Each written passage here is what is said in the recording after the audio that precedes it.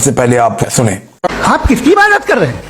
अगर वो है भी, ये दुनिया नाइंसाफी से, जुल्म से, जबर से, तशद्दुद से भरी हुई। और आप ये मत कहिएगा कि वो देख रहा है और वो बताएगा एक दिन। अगर वो देख रहा है और इंटरफेयर नहीं करता तो आप दुआ क्यों मांगते? आप कहते हैं मेरा ये काम करा दे, इसके मतलब है वो दखल दे सकता है, वो आपको नौकरी दिलवा सकता है, भले दूसरे आदमी को ना मिले, मगर आपका काम कर देगा चूंकि आपने दुआ मांगी है। तो जब वो आपको नौकरी दिला सकता है, लड़की की शादी कर सकता है, बेटे को ग्रीन कार्ड दिलवा सकता है, तो कम से कम ये जो मर रहे हैं बच्चे, इनको रोकते कुछ तो कर। मुझे तो दुनिया में, इस दुनिया का कोई मालिक है, इसका ओमनीपोटेंट कोई रूलर है, और ये दुनिया ऐसी चल रही है। मैं तो चाहूंगा कि भाई ना हो, अगर हो तो बड़ी शर्मिंदगी। बार बार आप एक लफ्ज रिपीट कर रहे हैं कि ओमनीपोटेंट गॉड है, ऑल पावरफुल गॉड है। यही तो दरअसल समझना है कि गॉड का कॉन्सेप्ट क्या है। प्रॉब्लम ऑफ इविल जो है, प्रॉब्लम ऑफ इविल दर हकीकत दो असम्पशंस पर कायम है। अगर आप इन दो असम्पशंस को समझ जाएं तो ये प्रॉब्लम नहीं रहेगी, आर्ग्यूमेंट आपको समझ में आ जाएगी कि ये कोलैप्स कर जाता है।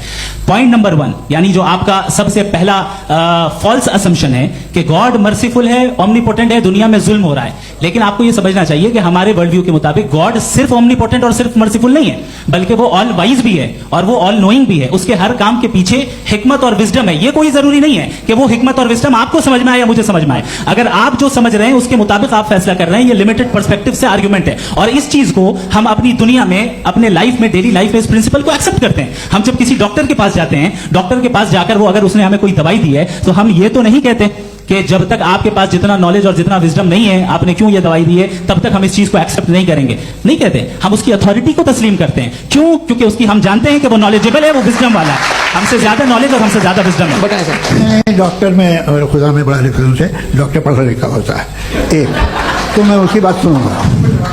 दो ये नहीं, कुछ जवाब तो ये भी नहीं है सर प्लीज, अगर सब ऑडियंस से बोलने लगेंगे तो फिर मतलब नहीं सिविलाइज्ड बहस का। मतलब आप ये कहें कि चूंकि आप डॉक्टर पे बिलीव करते हैं इसलिए खुदा पे बिलीव किए, क्या ये मिसाल आपको समझाने के लिए आर्गुमेंट है, इस पे आपको एतराज नहीं है। तो सिंपल बात ये है कि मैं अगर ये यकीन कर लूं कि ओमनीपोटेंट उसकी मसलहत है, ये जो बच्चे मर रहे हैं ये मसलहत है उसकी, मुझे नहीं चाहिए इसकी मसलहत। उसकी मसलहत नहीं, यही तो समझना है, मतलब एक्सपीरियंस। अच्छा, इस आपने अभी मेरी बात पूरी सुनी नहीं। मैंने कहा आपका पूरा आर्ग्यूमेंट दो फॉल्स असम्पशंस पर है। एक फॉल्स असम्पशन मैंने बता दिया, दूसरा फॉल्स असम्पशन यह है कि इस दुनिया में इविल के होने का कोई गुड रीजन नहीं है, जबकि हमारे पास बाज रीजंस मौजूद हैं, हमारे पास बाज वजूहात मौजूद हैं। अगर इस दुनिया में इविल ना हो तो आप गुड को डिफाइन कैसे करेंगे? अगर जुल्म ना हो आप इंसाफ को समझेंगे कैसे? अगर तारीकी ना हो तो आप लाइट को समझेंगे कैसे? बहुत अच्छा, अभी और सुन लें, अभी और बाकी है। ये तो बात बहुत पसंद आई साहब मुझे कि जब तक रेप ना हो तब तक औरतों की इज्जत का ख्याल। आपने मेरा जवाब पूरा सुना ही नहीं। जब तक के बच्चों का कत्ल ना किया जाए तब तक आपको बच्चों की मासूमियत की इज्जत। आपने पूरा जवाब सुना ही नहीं। क्या बात है, क्या आपने नुक्ता निकाला? आपने पूरा जवाब सुना ही नहीं। आप सुन लें, मेरी बात सुन लें। ये मैंने आपको एक चीज बताई। दूसरी चीज, इस दुनिया में हम आए हैं टेस्ट के लिए, हमारा टेस्ट हो रहा है और हर इंसान का अलग अलग अंदाज में टेस्ट होता है।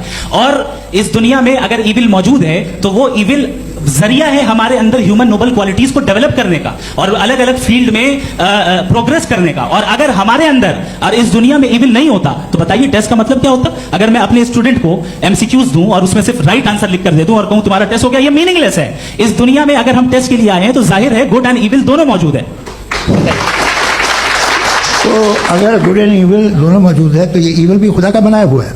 जी हाँ, खुदा का बनाया हुआ है। लेकिन अच्छा, चलो अच्छी बात। जी बिल्कुल, तो बिल्कुल खुदा ने बनाया। अभी तो ये है कि जो मेजॉरिटी है दुनिया में वो इविल है, तो ये खुदा एक्चुअली इविल के साइड पे लग रहा है मुझे। बिल्कुल मेजॉरिटी में तो वो है। क्या बात कर रहे हैं भाई आप? कोई भी जो मुंसिफ होगा, चाहे आपका अपना घर हो जिसके आप सबसे बड़े हैं, चाहे आपकी ऑर्गेनाइजेशन हो जो आप चलाते हैं, वहां पर आप इविल रखेंगे साबित करने को कि बाकी लोग शरीफ हैं। मेरी बात सुनिए, क्या ये आर्ग्यूमेंट ही गलत है? अगर जब तक के कोई इविल नहीं होगा तब तक के शरीफ आदमी शरीफ नहीं लगेगा। अगर एग्जामिनर गलत ऑप्शन दे रहा है तो एग्जामिनर इविल नहीं हो गया, जो गलत ऑप्शन को सेलेक्ट कर रहा है वो फेल होगा। क्रिएटर ने इविल को बनाया है लेकिन वो इविल नहीं है। अच्छा सुनिए मेरी बात, let me complete sir. Creator ने इविल को बनाया है टेस्ट के लिए, वो इविल नहीं है। इविल वो होगा जो उसे इख्तियार करेगा। छुरी को बनाने वाला गलत नहीं होता है, छुरी का गलत इस्तेमाल करने वाला गलत होता है। रेप को कैसे गलत इस्तेमाल करते हैं? रेप इंसान के फ्री विल का नतीजा है।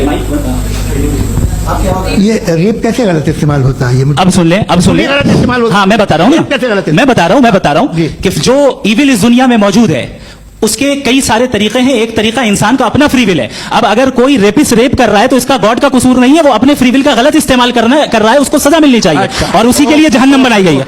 ये फ्री विल का भी बड़ा चक्कर। आप जब कोई बुरा काम करते हैं या कोई बुराई होती है तो ये कहा जाता है कि ये